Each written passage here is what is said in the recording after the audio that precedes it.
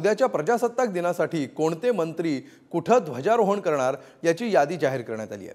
मात्र त्यामध्ये छगन भुजबळ यांना डावलण्यात आलंय। यावरून राजकीय वादंग सुरू झालाय। आदिती तटकरे पालकमंत्री नसताना त्यांना रायगड जिल्ह्यामध्ये झेंडावंदनाचा मान देण्यात आलाय। मग भुजबळांना का डावलण्यात आलं असा सवाल विचारण्यात येतोय। प्रजासत्ताक दिनाच्या निमित्ताने ध्वजारोहणाचा मान हा पालकमंत्र्यांना असतो। महायुतीत असलेल्या वादामुळे गेल्या वर्षीप्रमाणे यंदाही या यादीवरून नवा वाद सुरू झालाय। आश्चर्याची बाब म्हणजे यात ज्येष्ठ मंत्री छगन भुजबळ यांच्या नावाचा समावेशच करण्यात आलेला नाहीये। गेल्या वर्षी आदिती तटकरे यांना रायगड आणि उपमुख्यमंत्री अजित पवारांना पुण्यात झेंडावंदनाचा मान हवा होता। मात्र दोघांनाही पालकमंत्री पद मिळालं नसल्यानं त्यांना अन्य ठिकाणी झेंडावंदन करावं लागलं होतं। रायगडचे शिंदेच्या शिवसेनेचे आमदार भरत गोगावले यांचा आदिती तटकरे यांना पालकमंत्री होण्यास विरोध होता।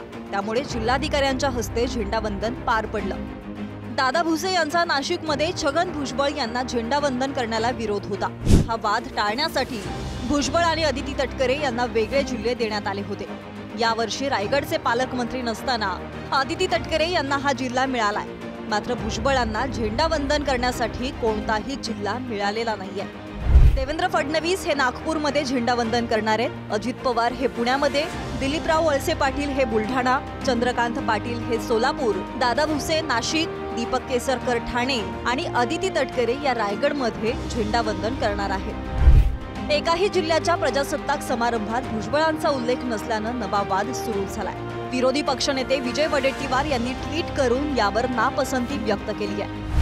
महायुती सरकारने ओबीसी नेते मंत्री छगन भुजबळ यांना प्रजासत्ताक दिनी झेंडावंदन करण्याचा मान डावलला। भाजपमध्ये ओबीसी नेत्यांना कशी वागणूक देण्यात येतेय हे तर स्वतः गोपीनाथ मुंडे यांच्या काळापासून राज्यातील जनतेला माहीत आहे।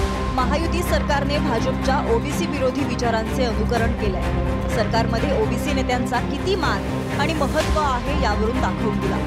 भुजबळांचे सरकारमधील बळ किती आहे हे आज राज्यातील जनतेला सुद्धा महायुती सरकारने दाखवून दिले। तर दुसरीकडे छगन भुजबळ यांना मराठा समाजाकडून होत असलेला विरोध लक्षात घेता हा निर्णय घेतला असल्याचं सत्ताधारी सांगतायत। त्यामुळे कायदा सुव्यवस्था राखण्यासाठी भुजबळ यांना सामूहिक कार्यक्रमापासून लांब ठेवण्याचा प्रयत्न होतोय का असाही सवाल आता उपस्थित होतोय। आता हे बघा, प्रजासत्ताक दिनाच्या दिवशी जे पालकमंत्री आहेत त्यांच्या हस्ते झेंडावंदन होणार आहे। भुजबळ साहेब आज कुठल्याच जिल्ह्याचे पालकमंत्री नाहीत।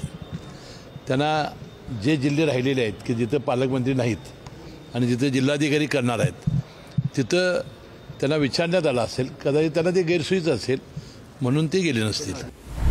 मराठा मोर्चा मुंबईच्या दिशेने येत आहे। अशा वेळी भुजबळ यांना प्रजासत्ताक कार्यक्रमापासून दूर ठेवून सरकारनं पुढचा वादंग टाळला असण्याची देखील शक्यता आहे। दुसरीकडे उदय सामंत पालकमंत्री असताना आदिती तटकरेंना रायगडच्या ध्वजारोहणाचा मान देऊन भरत गोगावलेंची नाराजी सरकारनं ओढवून घेतल्याची देखील चर्चा आहे। अशात ज्येष्ठ मंत्री असलेल्या भुजबळांना ध्वजावंदनापासून दूर ठेवल्याची चर्चा होतीये। पालकमंत्री जाहीर नसल्यानं यंदाही 7 जिल्ह्यांमध्ये जिल्हाधिकारी झेंडावंदन करणार आहेत। ओंकार बाबळे, पुढारी न्यूज, मुंबई।